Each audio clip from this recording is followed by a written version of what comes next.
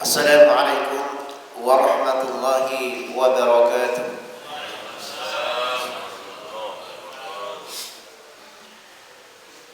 Alhamdulillah, alhamdulillahi rabbil alamin, wal aqibatu lil muttaqin, fala udwana illa 'alal zalimin. Ilahul awwalin wal akhirin, tayyibus samawati wal aradin. Wa ashhadu an la ilaha illallah wahdahu la syarika lah, wa ashhadu anna Muhammadan 'abduhu wa rasuluh.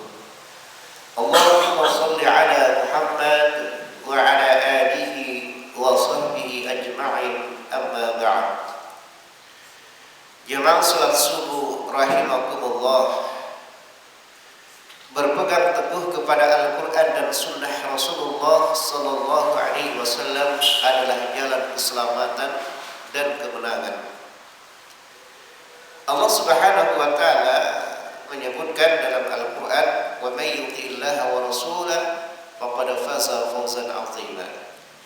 Siapa yang taat kepada Allah dan Rasulnya, patuh kepada Allah, mengikuti Al-Quran dan patuh kepada Rasulnya, mengikuti sunnah Rasulnya, faqad faza fawzan 'azima, maka sungguh ia mendapatkan kemenangan yang besar. Allah Subhanahu wa taala memerintahkan kepada kita tidak hanya sekedar membaca Al-Qur'an, tetapi di samping membaca Al-Qur'an, memahami Al-Qur'an dan mengikutinya. Itulah yang disebut dengan haqqa tilawati, benar-benar membaca, yaitu membaca secara lafaz dan membaca secara makna. Tilawah lafziyah, membaca secara lafaz, yaitu membaca Al-Quran itu sendiri. Tilawatul ma'nawi adalah mengikuti Al-Quran. Bagaimana bentuk mengikuti Al-Quran? Seperti siapa kemudian kita dikatakan mengikuti Al-Quran, maka kita melihat bagaimana generasi awal, di antaranya adalah orang yang terbaik setelah Abu Bakar radhiyallahu anhu. Orang yang terbaik setelah Rasulullah dan Abu Bakar radhiyallahu anhu, dia adalah Umar bin Khattab radhiyallahu anhu. Dia telah memberikan contoh kepada kita bagaimana berpegang kepada Al-Quran dan Sunnah Rasulullah Sallallahu Alaihi Wasallam. Diriwayatkan oleh Al-Imam Bukhari dari Ibnu Abbas radhiyallahu anhu. Ada seorang yang bernama Uyainah bin Hisn. Uyainah bin Hisn datang ke Madinah, lalu dia singgah di rumah keponakannya yang bernama Al-Hur.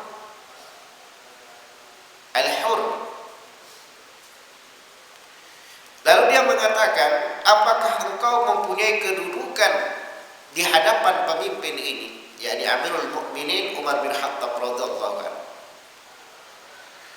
Kalau engkau mempunyai kedudukan, maka izinkanlah aku, mintakanlah aku izin kepadanya untuk menemuinya.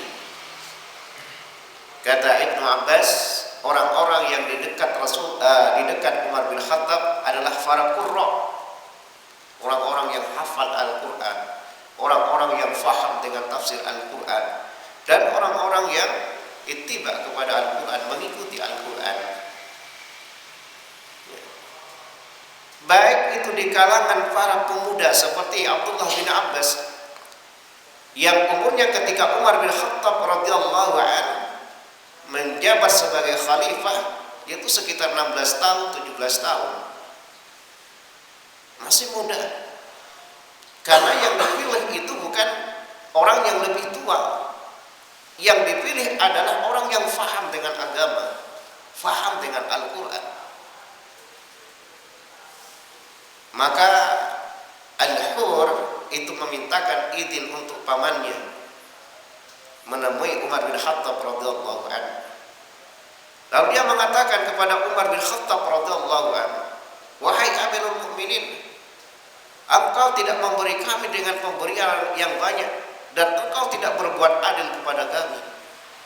Bisa dibayangkan bagaimana seorang pemimpin dituduh seperti itu, dituduh secara langsung tidak adil.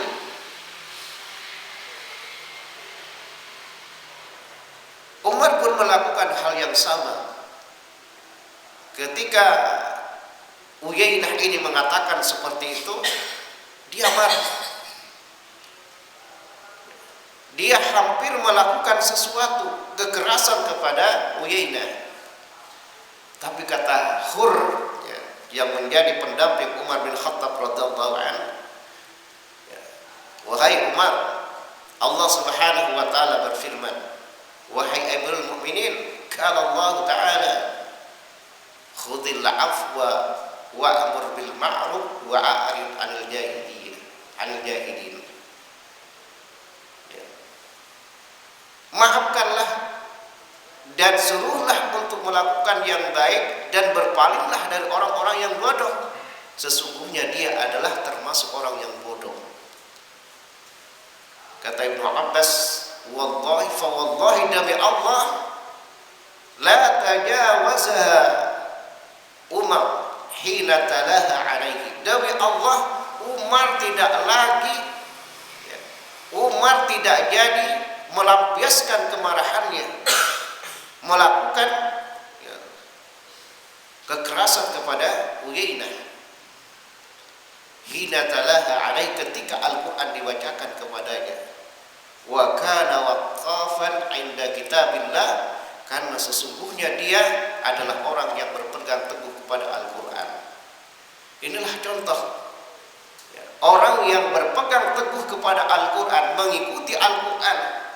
Semarah apapun dia mampu mengendalikan dirinya karena tunduknya kepada Al-Quran. Inilah keunikan generasi awal, keunikan sahabat-sahabat Rasulullah yang mulia. Mereka adalah generasi yang terbaik di dalam mengamalkan Al-Quran, di dalam berpegang kepada Al-Quran dan Sunnah Rasulullah SAW. Kata Imam Malik, la yuslihu akhiru hadhihi al-ummah illa ma suliha biha awwaluha. Tidak akan baik akhir dari umat ini, umat yang terakhir ini, umat yang belakangan ini, yakni umat Islam, kecuali dengan apa yang membuat generasi awal itu baik. Dengan apa? Dengan Al-Quran, mengikuti Al-Quran dan Sunnah Rasulullah SAW. Jemaah sekalian rahimakumullah, oleh karenanya mari kita jangan bosan untuk membaca Al-Quran, jangan bosan mempelajari Al-Quran, dan mari kita memohon kepada Allah taufik Allah agar kita mampu untuk mengamalkan Al-Quran dan mengikuti Sunnah Rasulullah SAW. Aqulu qawli hadza astaghfirullah li wa lana wa li walidayna wa li sairil muslimina min kulli dhanbin walhamdulillahi rabbil alamin. Assalamualaikum warahmatullahi wabarakatuh.